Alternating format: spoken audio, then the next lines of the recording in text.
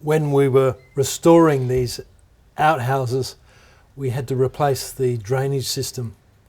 And when we were digging up the old sewage system to replace it with a new one, we found these beautiful white clay bricks, and they're stamped with the word STATHAM PERTH on the bottom.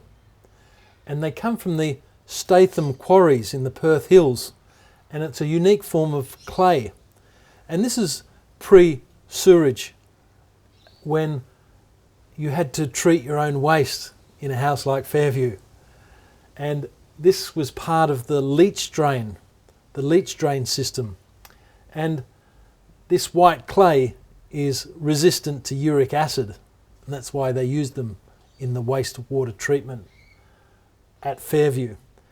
And then Mick, who was one of the tradies working on the restoration of Fairview and the outhouse, he's an ex-brickie, and he said, why don't you turn the bricks on their side and make a feature wall out of them? So we've done that here, and then we've got some other historic bricks and turned them on their side.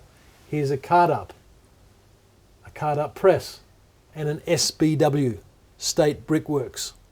So all the brickwork here at Fairview is 110 years old.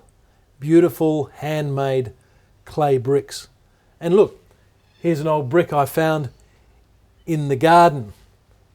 It's got a thumbprint in it. Perhaps it's an old convict brick, and that even harks back to my own ancestry, that convict history I've told you about earlier in the art tour, and that beautiful painting by Jared Martin of the First Fleet sailing up the east coast of Tasmania in 1788.